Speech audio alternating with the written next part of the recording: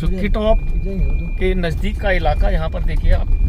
तो ये नदी साथ साथ है भागीरथी, और ये कट कर पहाड़ आधा इस तरफ एक डाउल टाइप का बनाकर के सड़क को टेम्परेरी तौर पर बनाया गया है।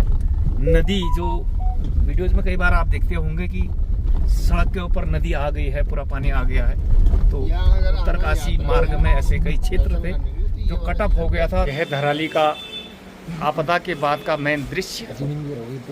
और यदि आप अगर यहाँ से देखिए, सेब के बगीचे पूरे जमीजोद हो गए हैं। थोड़ा सा निशानियाँ सेब की खेती की ये देखिए पुराने, ये कभी खेती हुआ करती थी इस आपदा से पहले। और यहाँ पर जो टावर ढहते हुए आपने देखा, उसके टावर के अवशेष अगर मैं आपको व्यू में दिखाऊँ तो ये इस तरह से देखिए। यहाँ पर ये किसका था, ये BSNL का, जियो का ये टावर था। और नज़दीक गांव जिनने इनको सूचना दी, ये गांव है मुखवा गांव, और ये पुल भी आंशिक रूप से क्षतिग्रस्त। और इस एरियाज में यहाँ ये जो आपको अब रगड़ दिख रहा, पूरा रिवाइन, पूरा नदी का हिस्सा जैसा लग रहा है, लेकिन वास्तव में ये ज़मीनें थी लोगों की, होटलें थी जो जमीजोद हो गई। लगभग कहीं पर 30, कहीं पर 50 इस तरह से जी। तो जिस प्रकार का मंजर देखा था वीडियोज़ में वो थे, और आज भी यहाँ आपदा के निशान ज्यों के त्यों हैं। ये ग्राउंड जीरो धराली का, यहाँ पर स्थानीय लोगों के बीच हूँ। सर आपका नाम? जी सर, मेरा नाम जयदेव पवार है और मैं एक धराली का लोकल निवासी हूँ। और सर यहाँ पे ये मार्केट, हमारा होटल भी था यहाँ पे। आपका यहाँ पर ठीक होटल था? आधा जो वो लाल कोना बचा हुआ आपका होटल है? नहीं, उसी के जस्ट नीचे था सर वो। ये जस्ट नीचे था, और वो आपदा में सर वो लास्ट उस दिन एक्चुअल में सर 5 अगस्त के दिन जो है, ये लगभग 1:30 बजे का मंजर है, जो 1:30 बजे का एग्जैक्ट टाइम था। ठीक। तो उस टाइम सर हम भी मार्केट में ही थे। तो एक्चुअल में किसी को आइडिया नहीं था, लोगों ने सिटियां मारी थी मुखबा साइड से, इसके अपोजिट जो आप विलेज देख रहे होंगे। ऊंचाई से जिनको दिखता है, हाँ जी, हाँ जी, ऊपर से मलबा और पानी आ रहा है। एक्चुअली साउंड सुनाई दिया ना सर उनको वहाँ पे। हमको नहीं सुना क्योंकि नैरो घाटी है। तो हम आप देख सकते हो सर, जो यहाँ तक जहाँ तक आपकी नजर पहुंच रही ना, जब वहाँ पे आ गया था, यहाँ से कितनी दूर है वो सर, तब जाके हमें लोगों को दिखा था वो। तो जो उस टाइम भाग सके सर, हम लोग तो भाग गए थे, बेचारे कुछ लोग कंफ्यूज रह गए कि भागना किस साइड था। तो ऑलमोस्ट यहाँ पे 60+ लोग दबे पड़े इस मलबे में जी। और ये लगभग 40-50 फीट ऊपर उठ गया ये पूरा मलबा। 40-50 फीट ये भर गया नदी के तलहट तक, 500 मीटर से भी ज्यादा का ये इलाका। हाँ जी, पूरा मलबा से भर गया। तो ये बताइए, ये नाला क्या पहले से इसी प्रकार सीधा था, या जैसा हम लोग देखते थे सोशल मीडिया पर, यहाँ पर एक बैंड टाइप का बना हुआ था?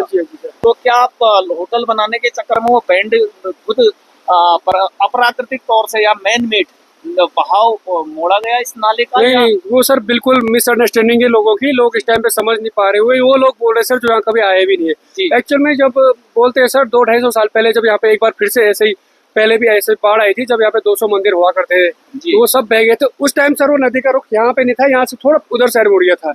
हालांकि पहले इस साइड बहता था। बोलते 200 साल पहले ये परिवर्तन हुआ था, और 200 सालों में लोग अगल बगल बस गए थे। और रिवर का जो नेचुरली उस टाइम डायरेक्शन उधर साइड मुड़ गया था, नेचुरल था, ना कि किसी ने यहाँ पे स्ट्रक्चर के बनाने के चक्कर से उधर साइड मोड़ा था। अब 200 साल बाद जो आपदा आई, टूटकर फिर से ये सीधा हो गया। तो जैसा हम सोशल मीडिया में सुनते थे कि ऊपर कहीं वो बादल फटा, या ऊपर जो ग्लेशियर का नाम क्या है ऊपर, वो श्रीकंठ ग्लेशियर फटा होगा और इस प्रकार से आपदा आई होगी। तो रियल कारण क्या है कि अचानक इतना मलबा और पानी कहाँ से आया? जी नहीं सर, एक्चुअली जो ग्लेशियर फटने वाली बात है वो भी एक मिथ फैला रखी है लोगों ने, और ना ही ये क्लाउड बर्स्ट का भी हम 100% दावा कर सकते हैं। यहाँ पे सर लोकल भी गए थे, सर्वे की टीम भी गई थी, माने हमारे कर्नल कोठाल साहब भी गए थे पूरी टीम लेके, NIM की टीम लेके। तो यहाँ से सर 2.5 किलोमीटर ऊपर के आसपास जो है एक पीक पहाड़ है, पूरा पत्थर सा खिसक गया था, वहाँ पे मिट्टी, पूरा मिट्टी का एरिया था। तो वो लैंडस्लाइड बोलेंगे मुझे, लैंडस्लाइड हो गया था बीच, क्योंकि अब नैरो घाटी है, बिल्कुल इधर उधर पानी का डाइवर्ट का कोई सिस्टम है नहीं, तो वहाँ पे जमा होता रहा। पहाड़ी भाषा में हम बोलते हैं कि पूरा मलबा वैसा ताल बन गया, एक मतलब झील बन गई। हाँ जी, हाँ जी, उसी झील के फटने से जो है ये अचानक, और बारिश होती रही, झील फटी, पानी लार्ज अमाउंट में मलबा लेकर एक साथ।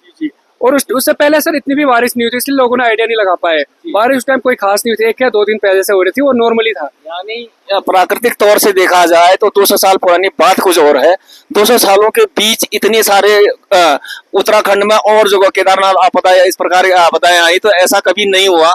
तो लोगों को कभी भी ये आभास नहीं हुआ होगा कि इस तरह की त्रासदी यहाँ पर हो जाएगी, ये कह रहे हैं आप? जी बिल्कुल सर, ऐसा आइडिया ही नहीं था, क्योंकि आप विश्वास नहीं करोगे, वहाँ पे जस्ट रिवर साइड ही लोग खड़े थे। मैं अपनी बात करूँ तो मैं खुद नदी के किनारे पे जा रहा था वो वीडियो बनाने के चक्कर से, मुझे लगा नहीं आएगी शायद इतनी ना। जैसा आप अनुमानित बोल रहे हैं कि 50-60 लोग इस मलबे में 50 फीट ऊपर हो गए, दबे हो सकते हैं, तो जब यहाँ पर रेस्क्यू ऑपरेशन से हुए बॉडीज निकली होंगी तो तकरीबन रिकवरी भी हुई कुछ?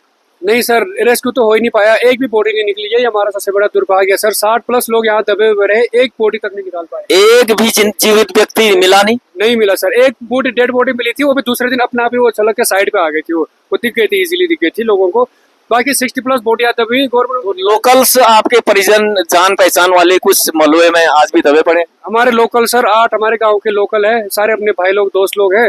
उसके अलावा सर नेपाली मूल और हमारे बिहारी भाई बहुत थे यहाँ पे, सारे जानने वाले थे सर, हमारे तो काम करते थे वो लोग। और टूरिस्ट, सिर्फ एक टूरिस्ट गई थी सर, वो राजस्थान की थी वो लड़की, वो भी सामने को भाग नहीं पाई, वो भी वहाँ पे दब गई। और सबसे बड़ा दुर्भाग्य है कि निकल नहीं पाई उनकी बॉडी, यही सर सबसे बड़ा रियल आपदा प्रकृति के आगे कोई जीत नहीं पाया। तो असल कहानी ये है यहाँ पर कि वास्तव में इस ग्राउंड जीरो पर तब क्या हुआ था। चलिए, भगवान श्री हरि चरणों में उन सबको स्थान दे, और गई हुई चीज कभी लौटती तो नहीं, लेकिन सांत्वना और आइंदा के लिए एक चेतावनी भविष्य के लिए। अब आप जैसे माना क्या दोबारा इस जोन में आप होटल बनाओगे?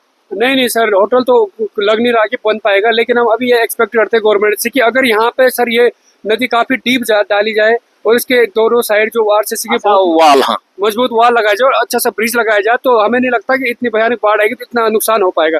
क्योंकि इससे पहले जब ये बाढ़ आई सर, उस टाइम प्रोटेक्शन वाल रहती और नदी काफी डीप रहती तो इतना नुकसान नहीं होता। जी, डीप होती दोनों तरफ, जो चकडैम बोलते हैं हम, इस तरह का, तो निकल जाता पानी सर। यहाँ तो जैसे आप अभी लेवल देखोगे नदी के, ऐसे ही लेवल पे यहाँ पे जस्ट होटल, यानी पानी को निकलने का मार्ग नहीं मिला। नहीं, 0% प्रोटेक्शन थी सर, वो चारों तरफ फैल गया और बहाते हुए आगे सारा तबाह कर दिया मार्केट। चलिए, जानकारी मिली आपसे और सांत्वना दे सकते हैं। श्री हरि चरणों में आपके दोस्तों को, अपने परिवार वालों को भगवान बद्री विशाल स्वर्ग में स्थान दे, और ऐसी त्रासदी दोबारा ना आए। माँ गंगा भगवती से, उनकी शाखा वाहिनी इन छोटी छोटी नाले नदियों से भी ईश्वर से प्रार्थना करते हैं, रौद्र रूप में ना आए। जय हिंद, नमस्कार, थैंक यू।